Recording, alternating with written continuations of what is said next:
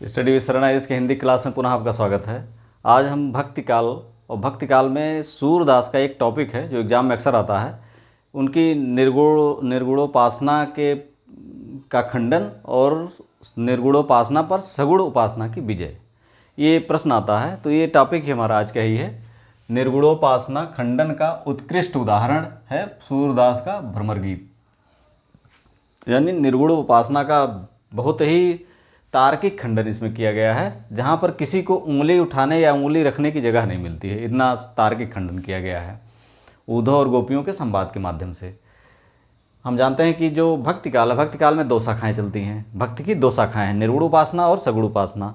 निर्गुण उपासना में दो शाखाएं हैं, प्रेम मार्गी और भक्ति मार्गी, ज्ञान मार्गी। और दो भक्ति शाखा है, कौन कौन? प्रेम मार्गी और ज्ञान मार्गी। और जो ये वो है जो सगुण उपासना, इसमें राम भक्ति शाखा और कृष्ण भक्ति शाखा, या रामाश्रयी और कृष्णाश्रयी। यानी इनमें एक राम भक्ति के हैं, कृष्ण भक्ति के हैं। तो जो सगुण उपासना है, उसमें सगुण उपासना में जो कृष्णाश्रयी शाखा है, उसी के एक कवि हैं सूरदास। सूरदास ने इतने प्रबल है, उसमें आग्रह इतना प्रबल है सगुण उपासना का कि वो किसी भी रूप में स्वीकार नहीं करते, हालांकि निर्गुण उपासना को। लेकिन हालांकि वहीं पर अगर आप तुलसीदास जी को देखिए तो वहाँ पर उनके समन्वयवादी चेतना बहुत ही प्रबल है। हालांकि वो राम के बहुत अनन्य भक्त हैं, उनके रामचरितमानस के जो नायक हैं वो राम हैं। वो उस जिसको आज बहुत इतनी व्यापक प्रसिद्धि मिली, वैश्विक स्तर पर इतनी शायद ही किसी महाकाव्य को इतनी प्रसिद्धि मिली है जितनी रामचरितमानस को मिली है। आज भी घर घर में गाया जाने वाला काव्य है। इतना सरस, इतना किसी भी भाषा में इतना सरस काव्य लिखा ही नहीं गया है जितना रामचरितमानस है। वहाँ पर उन्होंने सीधा सीधा लिखा है कि अगुण सगुण नहीं कछ भेदा, गावहि मुनि पुराण विद्वेदा। यानी अगुण निर्गुण और सगुण में कोई भेद नहीं है, और सगुण और निर्गुण कहीं कहीं कबीरदास जी ने भी इस चीज़ का जिक्र किया है। लेकिन जो अगर हम इनकी बात करें सूरदास की, तो यहाँ पर बहुत प्रबल आग्रह है सगुण उपासना के प्रति। और उद्धव जब आते हैं, कृष्ण जब मथुरा चले जाते हैं गोपियों को छोड़ करके, तो गोपियों का जो वियोग है वो बहुत चरम पर होता है। और वहाँ पर निर्गुण उपासना करने वाले उद्धव अपने अहंकार में चरम पर होते हैं, निर्गुण उपासना के लिए चरम पर होते हैं। हालांकि वो कृष्ण के अनन्य सखा होते हैं, लेकिन निर्गुण के प्रति उनका इतना अहंकार में भक्ति रहती है कि उसे तोड़ना और गोपियों को सांत्वना या अपना संदेश भेजना, दोनों उनके लिए ज़रूरी हो जाता है। तो एक पंथ दो काज करते हैं, एक तीर से दो निशाना श्री कृष्ण लगाते हैं। पहला तो उद्धव का भ्रम तोड़ना और उद्धव के अहंकार को ध्वस्त करना।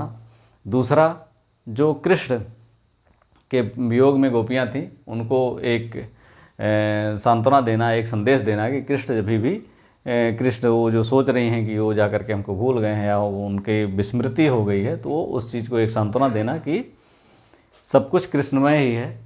तो उसी संवाद, जब उद्धव जाते हैं मथुरा से, तो वहाँ पर जो गोपियाँ हैं, उन गोपियों से जो संवाद होता है, उसी संवाद में ये निर्गुणोपासना की शिक्षा देने जाते हैं गोपियों को, ताकि वो भय प्रेम से या जो उनका मोह है संसार के प्रति, तो उससे मुक्त हो सकें और एक बिना मोह का बंधन, बिना मोह के जीवन व्यतीत कर सकें, सुखमय जीवन व्यतीत कर सकें, विरह वियोग में दुखी ना रहें। और वो इसे समझाने ही जाते हैं। और इसी को जब वो समझाना शुरू करते हैं गोपियों को, तो गोपियाँ कहती हैं कि उद्धव को ये संबोधित करते हुए कहती हैं कि उद्धव मन भय 10-20, एक हुतो सो कयो श्याम संग, को अवराध है ईस। क्या कहती हैं? उद्धव मन न भय 10-20, एक हुतो सो गयो श्याम संग। हुतो सो गयो श्याम संग, को और राध है ईस। यानी हे उद्धव, आप निर्गुणोपासना की बात हमें बता रहे हैं। निर्गुणोपासना, निर्गुण ब्रह्म की पूजा करने के लिए या उनकी आराधना करने के लिए हमें कह रहे हैं, लेकिन हम कैसे करें? हमारे पास तो मन एक ही था, एक ही हृदय था, एक ही मस्तिष्क है। और वो कहाँ चला गया है? वो कृष्ण के साथ ही चला गया है। अब तुम्हारे ईश की और तुम्हारे निर्गुण ब्रह्म की उपासना हम कैसे करें? उसको उपासना करने के लिए हमारे पास हमारा मन होना जरूरी है। मन तो 10-20 होते नहीं, मन तो एक ही है। हर व्यक्ति के अंदर एक ही मन है, और वो कहाँ चला गया है? कृष्ण के साथ चला गया है। तो ऊधो मन न भये 10-20। और इस प्रश्न पर, इस बात पर वो निरुत्तर होते हैं कि गोपियाँ का ये जवाब सुन करके वो एकदम निरुत्तर हो जाते हैं।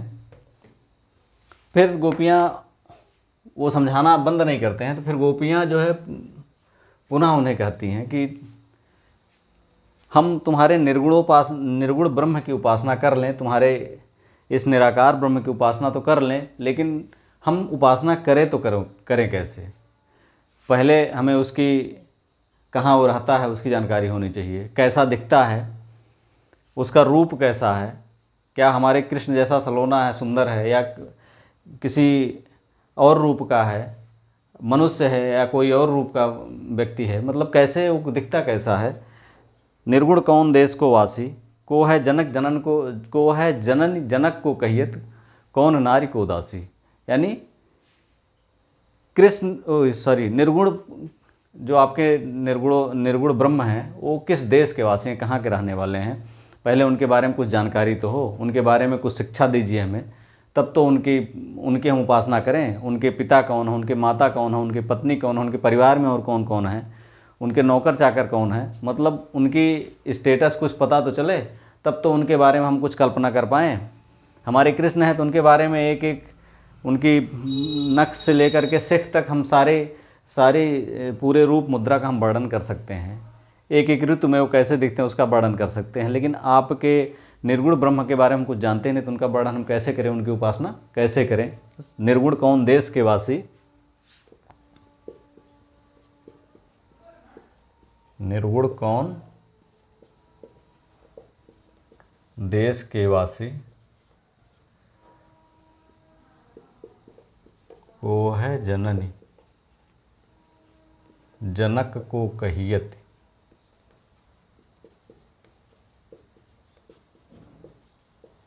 कौन नारी को दासी।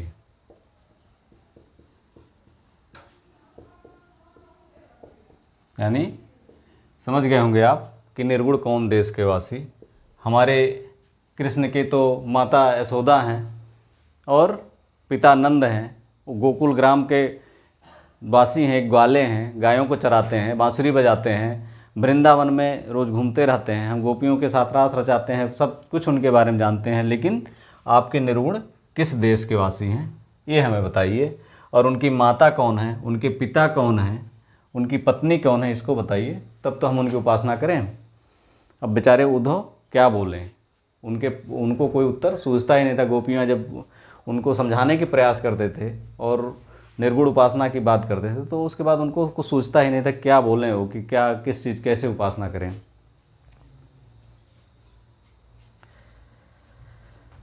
उनके जो ज्ञान का पोटला है, ज्ञान का भंडार है, जब ये ऊब गई गोपियाँ सुनते सुनते तो उलाहना उनको देती हैं, आपस में उलाहना देती हैं कि हे सखियों आयो घोष बड़ो व्यापारी। क्या कहती हैं? आयो घोष बड़ो व्यापारी।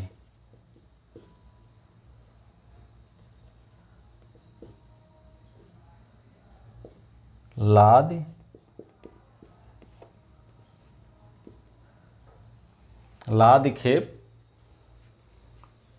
खेप गुण ज्ञान जोग की ब्रज में यान उतारी। लाद खेप गुण ज्ञान जोग की ब्रज में आन उतारी। ब्रज में आन यानी उनके जब उपदेश को सुनते सुनते निर्गुण ब्रह्म को आजिज़ हो जाती है, उनका सिर दुखने लगता है गोपियों का, तब वो बोलती हैं कि सीधा बोलती हैं वो कि आयो घोष बड़ो व्यापारी, लाद खेप गुण ज्ञान जोग की ब्रज में आन उतारी। यानी आयो घोष बड़ो व्यापारी, मतलब इतना बड़ा व्यापारी आया, उलाहना देती हैं गोपियों को, इतना बड़ा व्यापारी आया है, उसके पास कितना बड़ा ज्ञान का भंडार है निर्गुण ब्रह्म का, कि वो आकर के यहीं पर लाद खेप गुण ज्ञान जो कि ब्रज में आन उतारी, उसने ला करके सारा सारा ब्रज में उतार दिया है।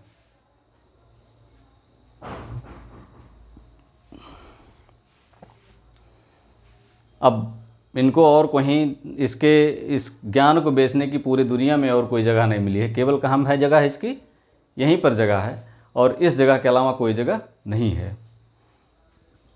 ऊधव कोकिल कूजत कानन, फिर गोपियाँ कहती हैं कि हे उद्धव, तुम्हारी समझ में नहीं आता है कि चारों तरफ इतना सुरम्य वातावरण है, कोयल बोल रही है, पपीहे बोल रहे हैं, इतना सुंदर सुरम्य वातावरण है, और तुम जो है हमें भस्म लगाने के लिए कह रहे हो, निर्गुण उपासना करने के लिए कह रहे हैं कि हम भस्म लगा करके बैठ करके आसन और योग करें, इस तरह की उपासना करें। सीधे कह रहे हैं ऊधव कोकिल कूजत कानन, तुम हमको उपदेश करत हो भस्म लगावत आनन।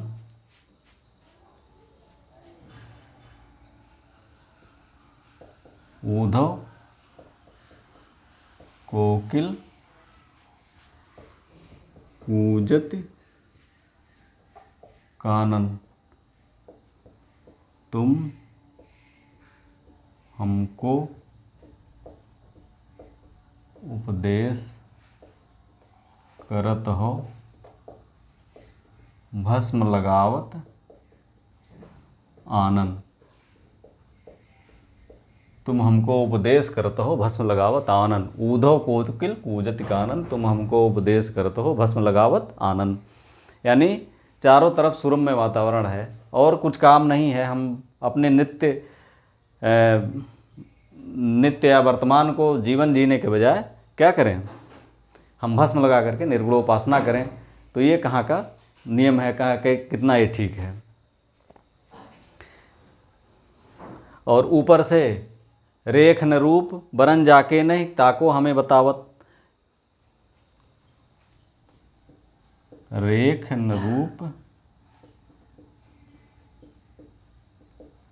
बरन जाके नहीं ताको हमें बतावत,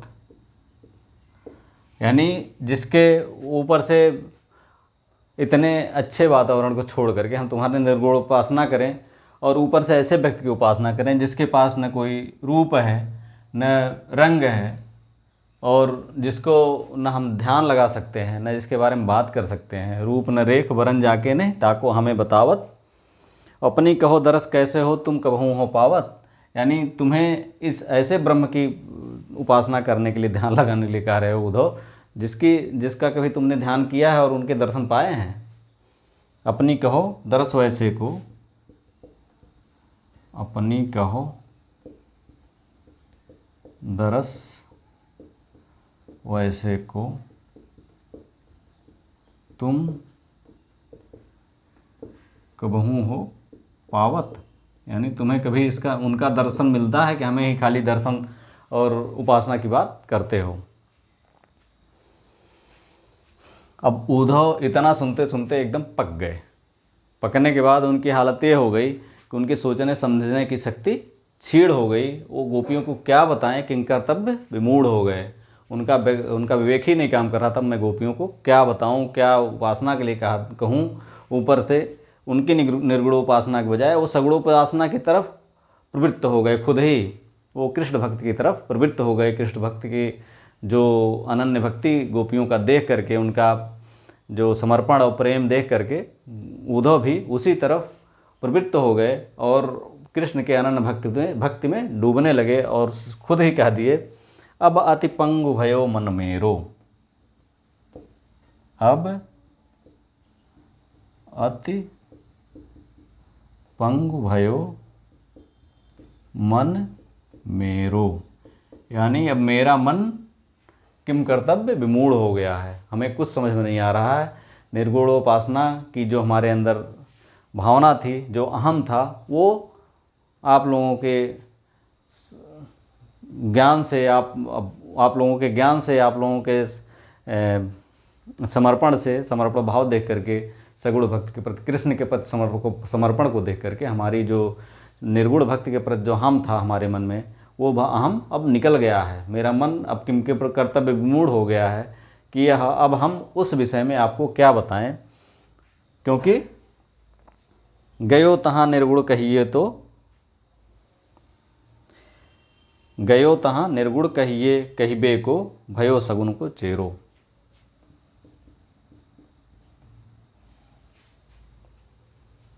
गयो तहाँ निर्गुण कहिबे को, भयो सगुण को चेरो।